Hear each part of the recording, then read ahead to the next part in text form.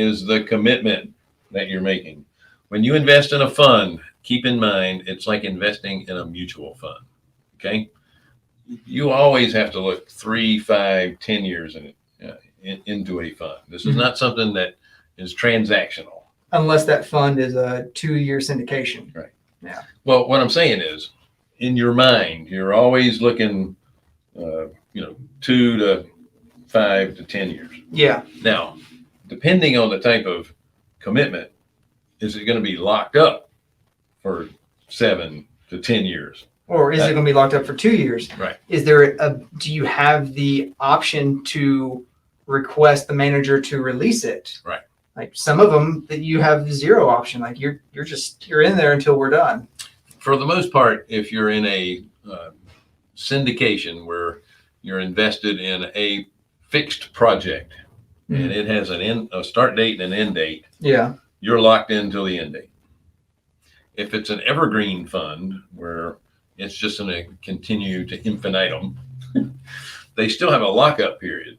Yeah. But you can choose to stay in the investment, the 5, 7 years. But if you're in it 2 or 3, depending on how long the lockup is, you can get your money out anytime once you've completed that lockup. Yeah. And then in a lot of cases, the manager has the ability to still give you money back during a lockup, but they charge you a early withdrawal fee. So they'll charge you a penalty on the balance. Yep. But that's very important. Stuff happens. Yeah. And sometimes you need to get the money out because of a family emergency. And I can tell you, in most cases with private placement funds, even if it is one where you're locked up, there's a possibility that as long as you can find an accredited investor to replace that money, then you can get your money out. You can basically sell the shares, but it always has to be approved by the manager.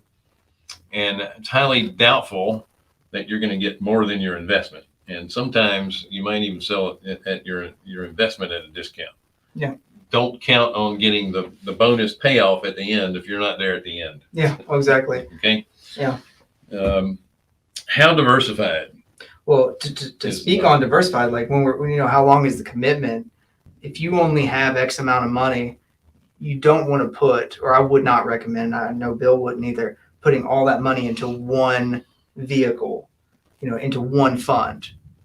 Because, you come in, life happens. You have to have sometimes you need growth, sometimes something happens and you have to pull that out, and you're in a growth fund that has a holdup for 3 years. Well, if you had allocated your money in different places, you could pull out just what you need from one place while keeping others locked up, because that's, the nature of that machine. Well, that's why we always push going into a fund versus making a loan on an individual.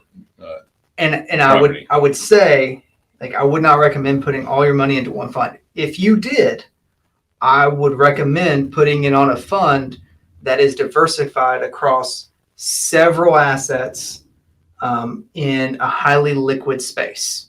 Not to mention the asset itself, but also geographically, because real estate is local and you want to be in more than just one market if possible. Well, I remember, that storm that hit Houston. When was that? It was several years back. But there were several guys who they only invested in Houston, and they lost half their portfolio. Yeah.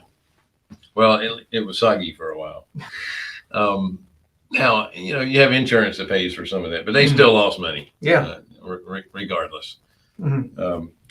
So, being diversified is extremely important. You hear that with every money manager, stock market, whatever. It's important in the real estate space as well.